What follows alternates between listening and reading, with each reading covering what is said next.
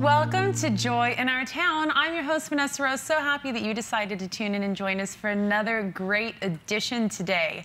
I am so excited to share some of this information with you today. And this guest that we have, we're going to be speaking about the foster care system here in Arizona. So if you know someone that's involved in it or would like to be involved in it, please tell them to go ahead and tune in to our channel here and to take a watch, because we have some great information to share. And we are joined today by a wonderful lady who's been involved with the system here for a while now, I believe, Kim Vehon, and she is the Chief Executive Officer of Foster Arizona. Thank you so much for joining us, Kim. Thank you for having me. Yes, pleasure to have you and to get to speak with you a little bit, to learn a little bit about what you're doing here in Arizona and the foster care system. And if you wouldn't mind, since I know a little more about you, maybe sharing with our viewing audience just about yourself and how you got involved in this.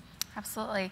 I actually grew up in a family where my sister was adopted, and I had a great relationship with her. And I remember when my husband and I were dating, us talking about how we really wanted to adopt. And so when we got to a point, we had two children, we had two birth children, we decided that it was about time for us to just look into the possibility of what adoption would mean. And so that led to us being open to then fostering instead of just adopting.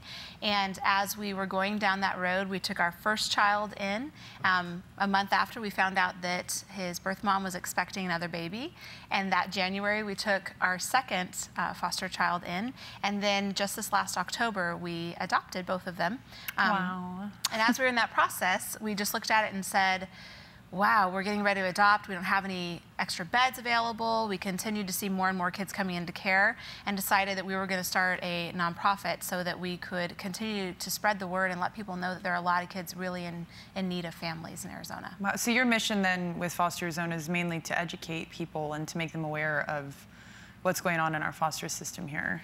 Absolutely. Our main mission is we educate, empower, and encourage families, because the big thing that we see is that there are a lot of fears when it comes to foster care, and a lot of things that necessarily aren't the truth. And we really want to uncover all of those fears and then start to tear down the walls so that more families get involved and the community at large gets involved. I think it's one of those topics that there's a lot of probably misconceptions, a lot of mystery, a lot of, movies made, and we have, Annie and all these things, and, I'm sure people just imagine something so much different than what it actually is, and probably don't necessarily see the good side of it versus some of the things that the media or movies have portrayed in a negative light, would you say, maybe? Yeah, absolutely. The big thing that we always talk about is kids that come into care, they didn't choose to come into care. They are not problem children. They are children who have gone through traumatic experiences, and the thing that I continue to be amazed at is the resilience that these kids have. And when they are plugged into a family that invests in them and advocates for them and really meets their needs, you see them start to just flourish and just open up and become just kids who get to live life and not worry about all the stresses that they've been in. That's wonderful. Well, I'm looking forward to getting in this first topic here. Thank you again for being here today, Kim. And for you at home, today we are discussing youth, and our first topic is the foster care crisis in Arizona. The crisis that's a big word. Mm-hmm. So can you explain to me why is the foster care system a crisis here in Arizona right now? Absolutely. Back in 2010, Governor Brewer got together some of the leaders in the state and let them know that there was a crisis going on in Arizona, because the amount of kids in care at that time, they were not able to meet the needs. And really, they needed more families, they needed more resources. And so what they asked is they asked leaders in the state to step up and really try to engage more in the crisis, just because they saw that what they had was not enough to meet the needs for these kids. And since 2010, it has continued to deepen. And so the amount of kids in 2010 was over 10,000, and now we're sitting at over 17,000. So we're looking at a 71% increase in just the 5 years of kids that are in care. Kids are sleeping in offices on a regular basis. In the month of April, there were almost 300 kids who spent at least one night in a DCS office.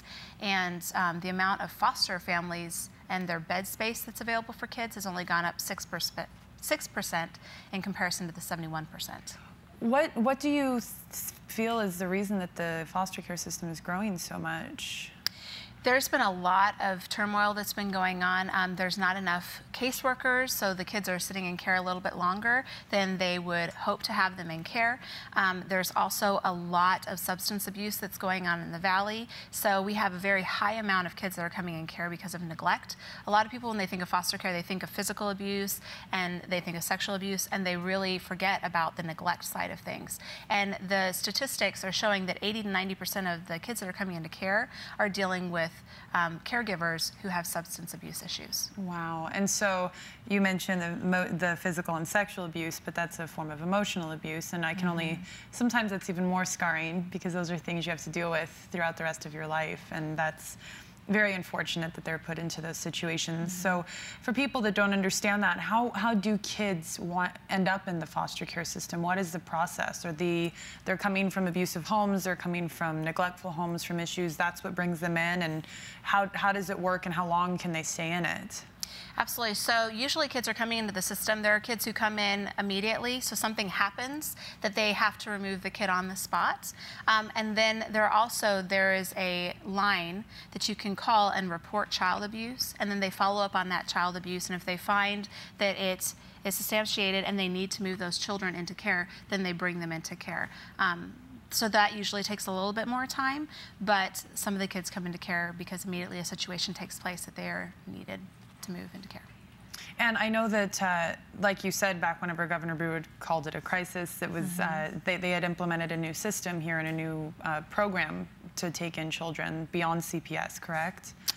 So they started an organization for faith-based communities in the state of Arizona, and that's AZ 127. That was based off of, there was a model in Colorado that was 127 that they emptied out the foster care system. And the idea is if churches were to get involved in the crisis, then really it would no longer be a crisis because all of the needs would be met. And so we have seen AZ 127 taking some great ground, but there's a lot of ground still to be taken and a lot of improvement that needs to happen that really needs the community getting involved in order to make it better. So whenever they go into the foster care system, these children, do they automatically go into foster care homes? Do they go into group homes? How does that process work? So the big thing that happens is when you become a foster parent, you let them know kind of what age group you're looking at, what gender you're able to take into your home, what needs you're able to meet for the different children. And so that goes into a database, and then the agencies work together to team the child with the foster family. So the very first priority is to get all the foster beds filled because that is what's best for a child. To be able to live in a family environment is much different than being put into a group home where there are a lot of kids who have gone through trauma.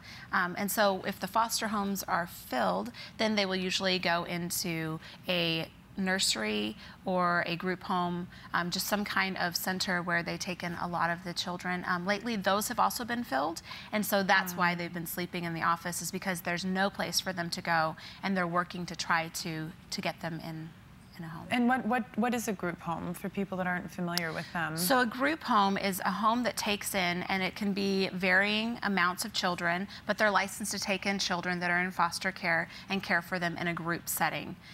So they do try to make it as family as possible, but it is staffed, so it is by paid staff. And they do try to meet the needs, but they also have to deal with the trauma that all the kids have gone through. And so they have certain rules and regulations that are a little bit tighter than you would find in a family setting. Dealing with foster children yourself and neglect, how do you feel that affects the children? How do you feel that affects their personality and their self-confidence? Is that something that is affected by that? And what has been your personal experience with that? You know, one of the things that we found when you go through training and they talk to you about trauma and you have no clue what it really looks like until you get your first kiddo in your home. And you start seeing that there's so many different side effects that happen. There's fear that are in these kids. There's the question of whether or not they're going to be safe, whether or not you're going to be able to meet their needs. And it's really amazing, though, to watch them be able to start seeing those needs being met and start seeing them come out of their shells and know that they're safe and they start growing. I remember when our kiddo came in our home 3 years ago, actually. It was amazing to watch the first time he trusted me and held my hand. And the first time that he, without me asking, showed affection to me and gave me a kiss. And the first time that we went out in public and he didn't just run up to anybody. Because when it comes to neglect, they're so used to being around so many different people that they don't have that sense of who's safe and not safe, and they have no boundaries. And so watching them start to develop some of those things that you usually just see in children. And so those are some of the things that we've encountered, even when it comes to being able to trust. I remember him going through, and he'd pick food through the pile of trash, and being able to watch him trust that there's going to be food without him having to worry about it. Oh my goodness. Those are things that probably so many of us never even consider or think about or give a second guess to whenever we have our children or people have children in their home.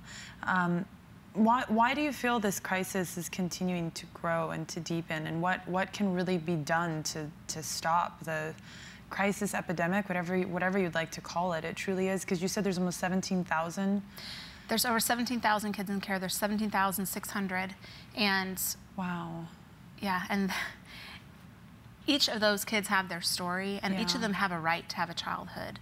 And I think the biggest thing that our hope is, as an organization, is we want to see people step up and get involved in their lives. No kid deserves to be sitting by themselves in the middle of their trauma and not feel like they have any connection points. And they're going through family loss because they've been ripped out of everything that they've known, whether you can say it's good or bad, because they've gone through so much trauma usually where they're at with their families. It's still all that they've ever known. It's still loss. Right.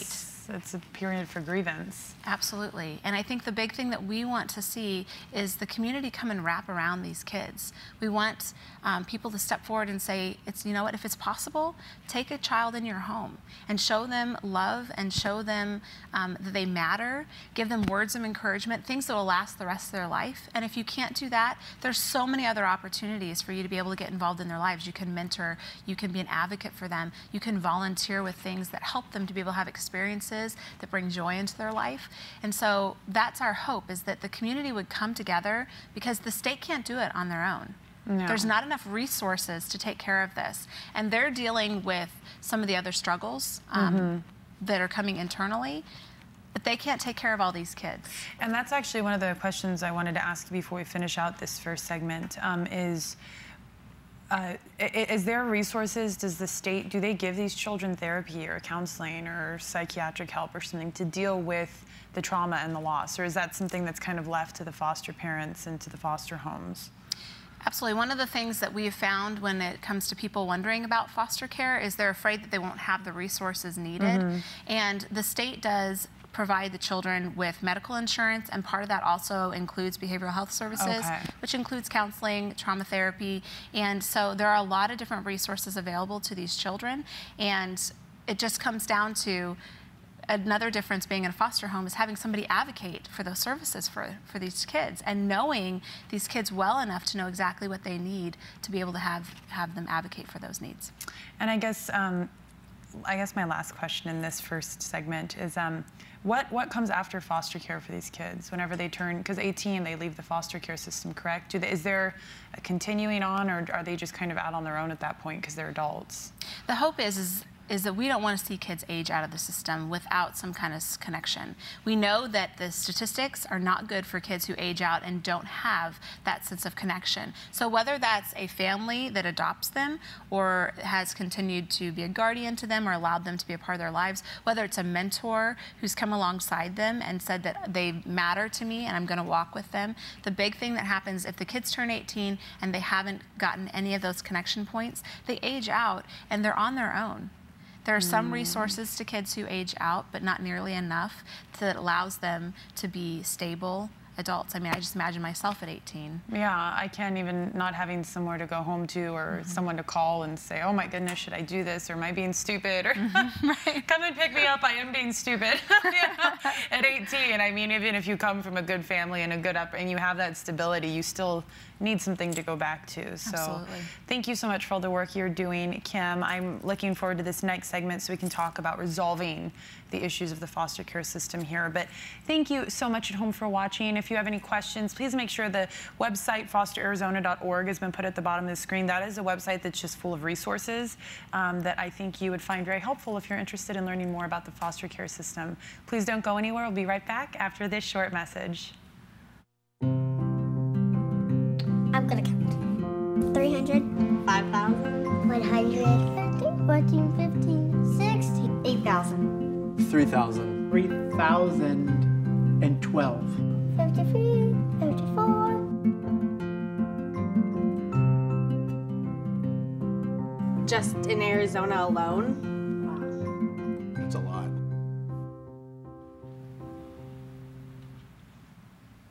Hello and welcome back to Joy in Our Town. I'm your host, Vanessa Rose, and we are so happy that you are with us today. If you just happen to be joining us, today we are speaking about youth, in particular the foster care system, and we are joined by Kim Vehon, and she is the CEO of Foster Arizona, which, as a matter of fact, that PSA we just watched was a PSA that your organization did.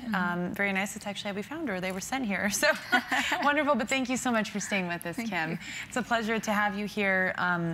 To hear about what's going on in the foster care system, learn a little bit more about it, learn why it's there and how kids end up there. I know that there's so many questions and so many things that surround that topic that people don't know, and it's probably more out of ignorance. They don't know or they've never been exposed to it. So something even more that people haven't been exposed to is if you don't know a lot about a topic, you don't know how to resolve it.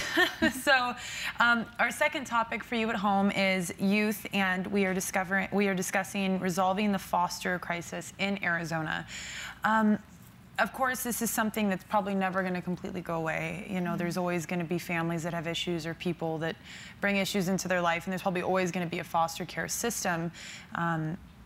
But while it is here, what can people do to help in the foster care system and to help it maybe become more effective and to maybe help these children that are in the foster care system now?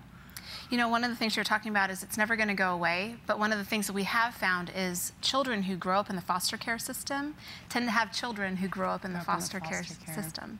And so one of the things is as we see children then transition into healthy, happy environments where they're able to feel safe and they're able to learn skills that maybe they wouldn't have, it stops that cyclical nature, and hopefully it does then start to see a huge improvement when it comes to the next generation and kids coming into care.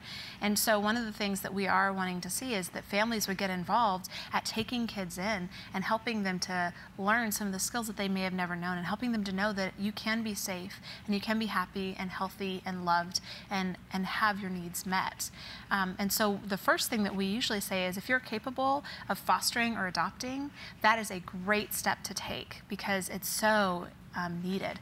With only 6% increase of beds and 71% increase of children, that is a huge, huge need that if you're able to do, we encourage you to do. And how do people become foster parents? Is there certifications? Is there a checks and balance? How does that even happen? So the very first thing is there's an orientation meeting that you can choose to go to. On our website, there's actually a how to get involved, and you can see the state orientations that are available, as well as AZ 127, which is more of a faith-based way of taking an orientation.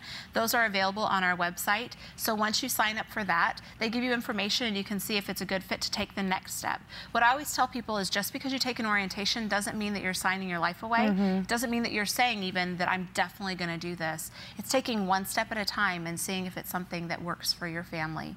So starting the orientation, from that point you then pick an agency and you start what they call PS MAP training, which is usually a 13-week training that you go through in order to become foster adoptive parents. Okay, and so is there a certification, or is there anything, or is it just that course you go through and then you can? So what happens at that point, and one of the things I just want to add too, is a lot of people don't know this, but single adults can also foster and adopt. And so that tends to be something that's missed out on, is you don't have to just be married in order to foster and adopt. You can be single, you can be divorced. They don't decide on who a child is placed on based off of where you're at with that. Okay. But when it comes to the training, you finish the training, they do a home study, then the OLCR license you to be able to take in a child. So that's kind of the entire process. And then once you're licensed, then your agency is working at finding out what you've said you would take in as far as child age and what their gender is and all of that. And they match you with that child. And then they come into your home at that point. Wonderful. And I'm assuming part of the process is background checks and all of that for the safety of the children. Absolutely. You go through not only background checks, but you go through fingerprint clearance. Okay. And so they pay for all of that. That's another thing that we found that a lot of people don't know is when it comes to fostering or adopting in the state of Arizona, there is no charge. There's no upfront cost for getting involved. None on the back end either. Yeah. They pay for, if you adopt a child, they pay for all your lawyer fees, they pay for everything. And so really it is something that if you decide that you can step into, there's not that fee you have to. Oh wow, that's wonderful. I didn't realize that. So that's something they take care of everything up front. And if you're simply a foster parent, then they help with insurance and all of that for the children. Absolutely. If you're not adopting. Oh, wonderful. And so, as you were saying, adoption is something that we were talking about this briefly. A lot of people get this misconception that it costs tens of thousands of dollars and attorneys and fees. You can go into the foster care system and adopt a child with no fees or anything involved. It just requires the background check and all of that, correct? Absolutely, and they're gonna look, they wanna make sure that you're financially stable. They wanna make sure that you're a safe and healthy home for these children to be in, but they meet all of the needs when it comes to getting these child in your home and getting them adopted. So they take care of all of those costs. Have you found that maybe there's a little bit of a pattern, obviously with yourself and with other people, foster parents have a tendency to adopt every once in a while, or does that happen often? Or okay. Yeah, I think the big thing that they showed is because when it comes to children and them being placed, they do want to keep the children from being moved. So if the foster family is able and willing to adopt, then they do get asked first, and 50%. Roughly 50% of the foster families will adopt.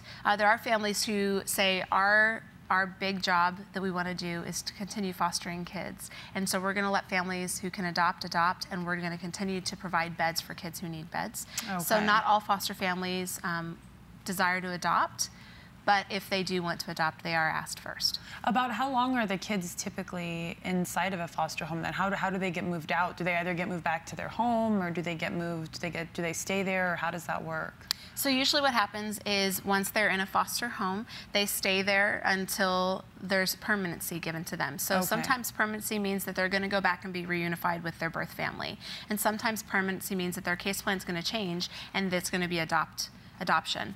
And so they can be in the system. It all depends on what the case plan is, because the birth parents are given a very specific idea of what they have to do in order to get their children back. And so with the younger kids, 3 and under, they have a Cradles to Crayon program where the desire is really to get them permanency within the first year to 15 months. When it comes to the older children, it all kind of depends on the circumstances, how long they end up being in care. Working with the foster care system, this is something I've always found very important, and something that I always like to address whenever we address issues like this is how important is family? If there is someone watching maybe that either has the ability to influence someone else's child in their life, or maybe they've been neglectful of their own children or their own family, how important have you found family to be, and having that, even if it's not a mom and a dad, but a mentor, someone that the kids can, or some stability in their life, and how important is that in children's lives, just in general? I think that children know that they can't raise themselves. They need people to speak into their lives, and it's not always going to be their parents. Sometimes it's going to be a coach, it's going to be a teacher, it's going to be somebody who just chooses to step up and be a mentor, an important person in their life. And when they have that, it's shown that it makes a huge difference. We've seen kids who've gone through foster care and they haven't been adopted, but they had those stable people in their lives pouring into them words that encouraged them and told them they were worth something and taught them life lessons. And those kids were able to make a huge impact in their own lives and move forward and touch other people. So we know that it's really important that they have those people in their lives. When it comes to families, one of the things that I look at is you don't have to be a perfect family. I know that we're not a perfect family. I don't think there is any such thing. If there is, it's like, please let the first one stand up. Right. I've always said we put the fun in dysfunctional. There's no perfect family out there, just to clarify this one. Right. I think, you know, that's another thing. They go, we're not equipped, we're not strong enough, we're not all of these things. And I always tell people, you know, you don't have to be perfect. And them being able to know that even though we're not perfect, we're able to love each other, and we're able to be security for each other, and we're going to do life together, and there's not something that you're going to do that's going to toss you out of our family. That tells them a lot. It gives them the ability to be themselves and not be afraid, because I can't imagine not having a family. My family's not perfect, but the idea that when I fall on my face, there's somebody there who's going to pick me up. Wow. It's huge. And so that's why that's so important. You mentioned even mentoring is to, maybe someone's not ready to quite dive into being a foster parent, or they just want to help a little bit. Mentoring is a huge help, correct? It's something that you can be a mentor to the children, not necessarily take them into your home full time or adopt them. Absolutely. You can be a mentor. You can also be a CASA, which is court appointed. It's somebody who comes alongside one child. You're assigned one child, and you get to meet with that child and spend time with them and get to know them, and then you help the judge to kind of know what would be best, their best interest. So they have training for that, and that is a huge need. They definitely have kids who they would love to give a CASA to, and there's just not enough CASAs to go around. You can also rock babies in the nursery.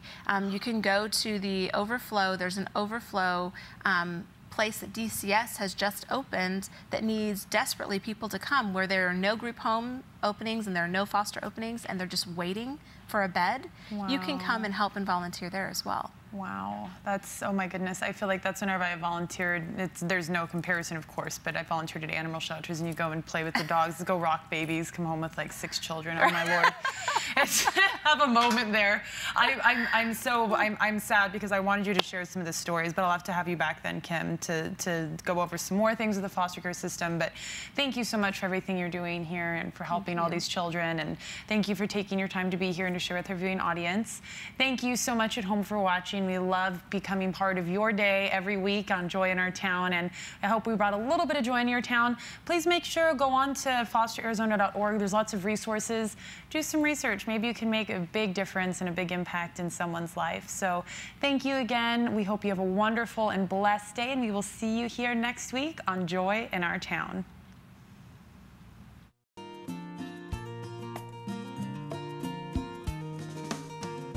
This program has been sponsored by the Trinity Broadcasting Network and is made possible by your telethon dollars. Your continual support can keep Joy in Our Town coming to your home every week. Write to Joy in Our Town, Post Office Box A, Santa Ana, California, 92711.